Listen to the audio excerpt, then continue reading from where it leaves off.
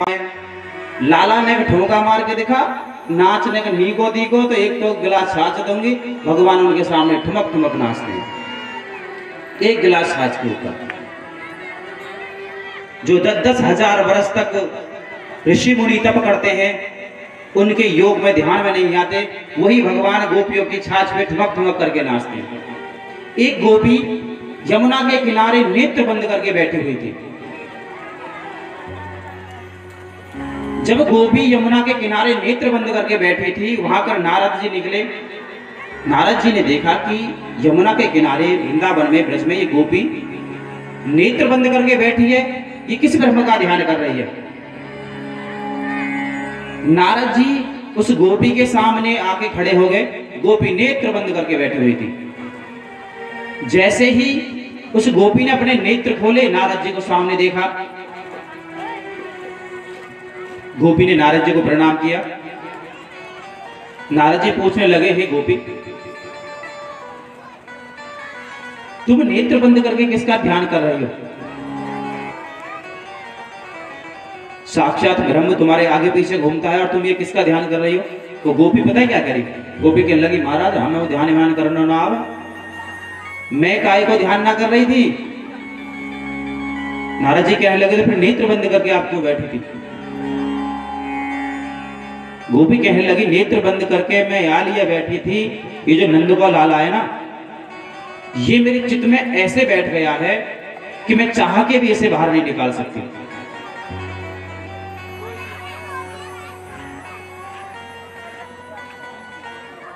नारद जी कहने लगे, मैं कुछ समझा नहीं।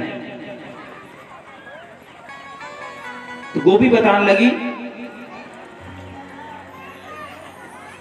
कि अभी कुछ समय पहले मैं गाय का दोहन कर रही थी, गाय धो रही थी, तो पता नहीं कहां से नंद को लाला आ गया और कहने लगा मुझसे, भाभी सारा ही दूध धो लगेगा, नेक महीने को मुंह भी ना पियावाएगी। मैंने कही, लाला तुम चौके मौके पाए, आओ बैठो।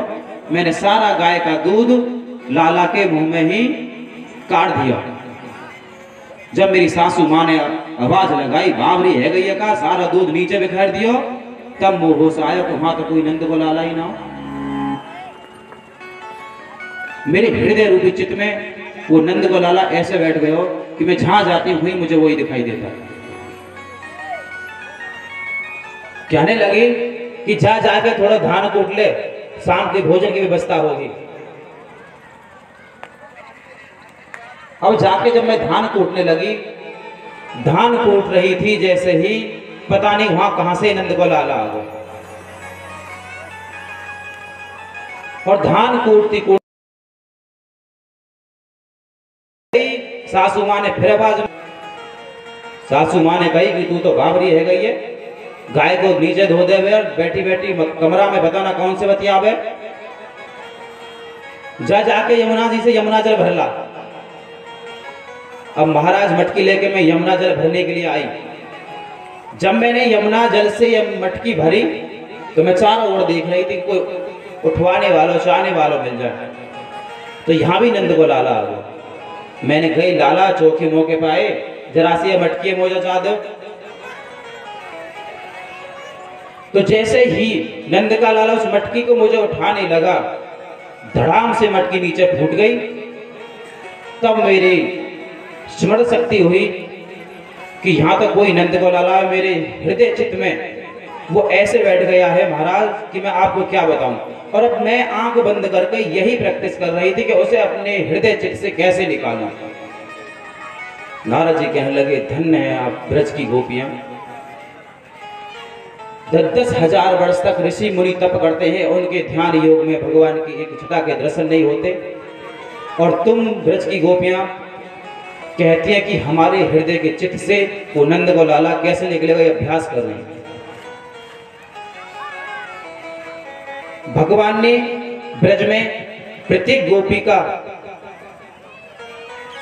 मनोरथ पूर्ण किया।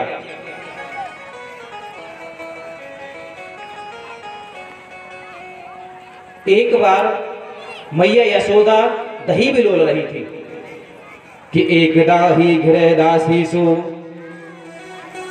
यशोदानंद गेहिनी कर्मांतर निरक्तयो निर्मथ दधीश्वर। मैया यशोदा